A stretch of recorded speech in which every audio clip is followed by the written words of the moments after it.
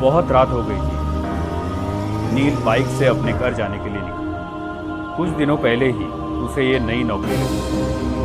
कभी day shift कभी night shift करके वो बहुत थक जाता था। रात के करीब 1 बजे नील ऑफिस से निकला था। नाइट शिफ्ट से निकले बहुत सारे लोग उसे हाईवे की तरफ जाते हुए दिखे। नील भी उनमें शामिल हो गया, लेकिन हाईवे से उनके रास्ते अलग हो गए। सब लोग अपने अपने रास्ते चले गए। वो भी बाइक पर से निकला। कुछ ही देर में नील हाईवे पर आया। रात बहुत हो गई थी, इसलिए ट्रैफिक भी बहुत कम था। उसे अपने स्पीड में बिल्कुल कंट्रोल नहीं था। कभी कभार ही उसे सामने से कोई कार आती दिखती थी या फिर ओवरटेक करती थी।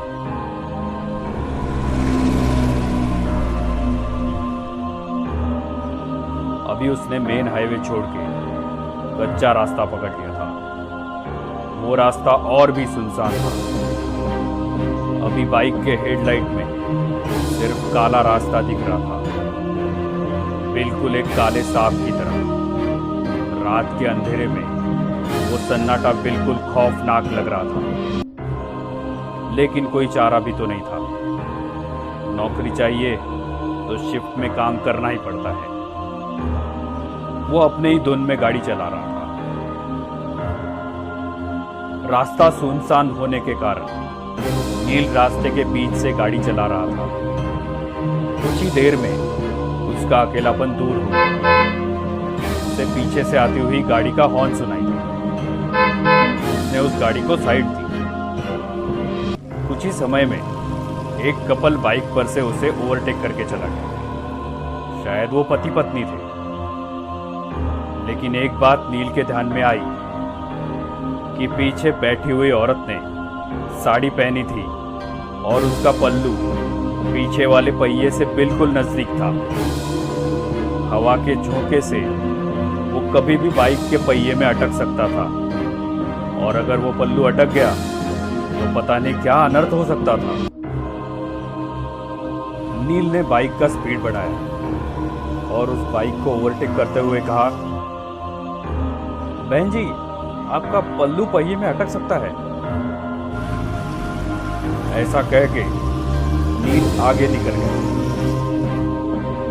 नील के मन को एक राहत मिली कि मैंने किसी की मदद की, क्योंकि आजकल ऐसे वीडियोस कितने सोशल मीडिया पे आते रहते हैं कि एक लड़की बाइक पे बैठी है और उसका पल्लू बाइक के पहिए में अटक गया।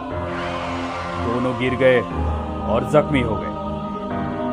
ये सोच में नील था कि अचानक वही बाइक वाला फिर से निकल के आगे चला गया। लेकिन ये क्या, उसकी बीवी कहाँ गई? वो वहां नहीं थी। कहाँ गई हो? नील ने गाड़ी का स्पीड बढ़ाया और उसे पूछा, भाई साहब,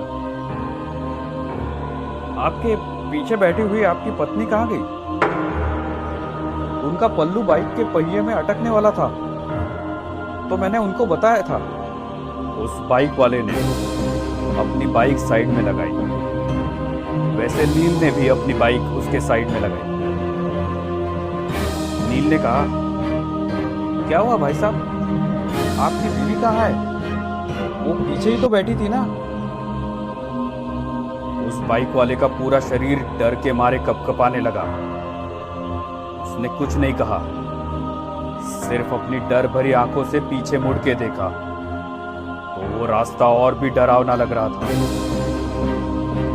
नील ने उसे कहा, क्या हुआ, आप इतना डरे हुए क्यों हो?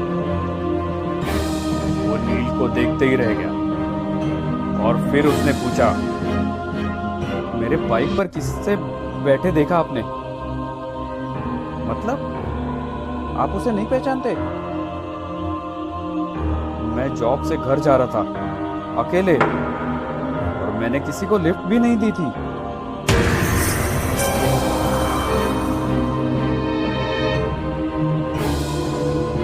उसकी बातें सुन के नील के रोंगटे खड़े हो गए। दोनों ने एक दूसरे को देखा और एक साथ पीछे देखा तो उन्हें रात की गहराई में एक धुंधली सी परछाई दिखी। वो देखते ही दोनों की आंखें खौफ से फटी की फटी रह गई। उन दोनों का दिल जोर जोर से धड़कने लगा था। ये तभी सामने वाली बाइक ने हॉर्न मारा।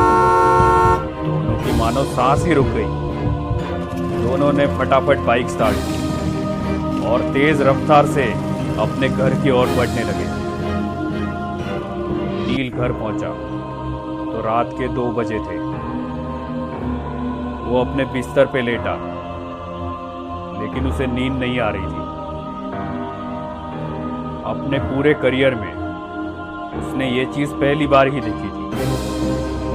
वह रह के उसके मन में एक ही ख्याल आ रहा था, क्या मैंने जो देखा वो सच था? इतनी बार वो वही रास्ते से गुजरा था, लेकिन आज तक उसे ऐसा खौफनाक अनुभव नहीं हुआ था। बाइक पे बैठी वो औरत, उसकी लाल साड़ी, कैसे मुमकिन है ये? लेकिन ये अनुभव एकदम असली था।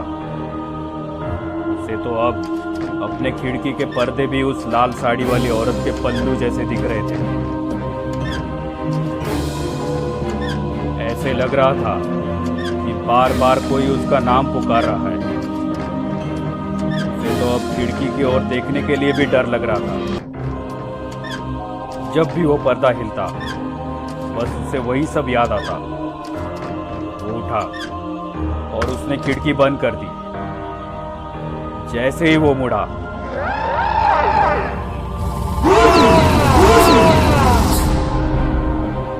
उस औरत ने नील के ऊपर छलांग लगाई। नील डर के मारे चिल्लाने लगा। देखा तो वो सपना था।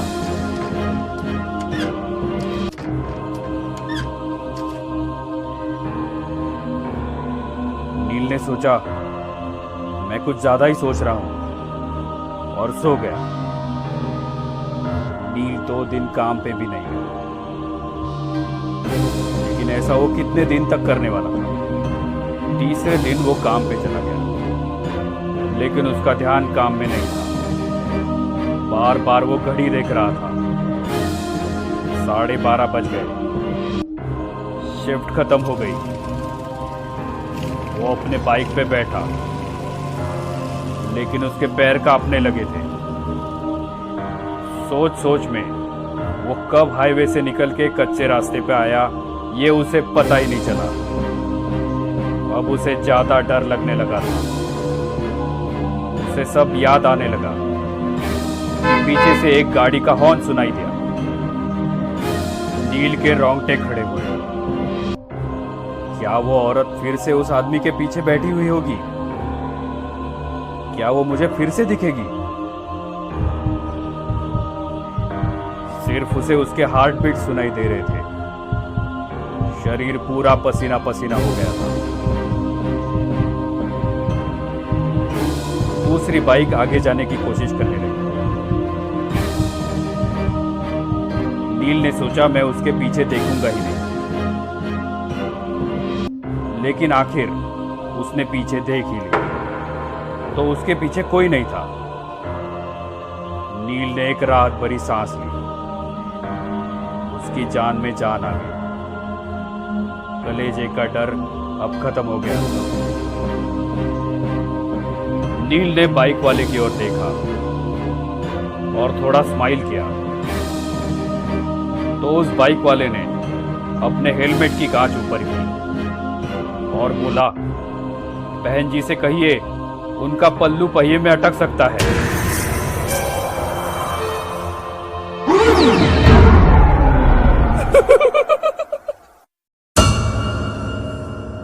ये कहानी आपको अच्छी लगी हो तो हमें सब्सक्राइब करें। हमारा इंस्टाग्राम और फेसबुक पेज जरूर फॉलो करें। अगर आपके पास ऐसी ही कोई कहानी हो तो हमें कमेंट बॉक्स में भेजें। हम कोशिश करेंगे कि अगली एनिमेटेड स्टोरी आपकी होगी।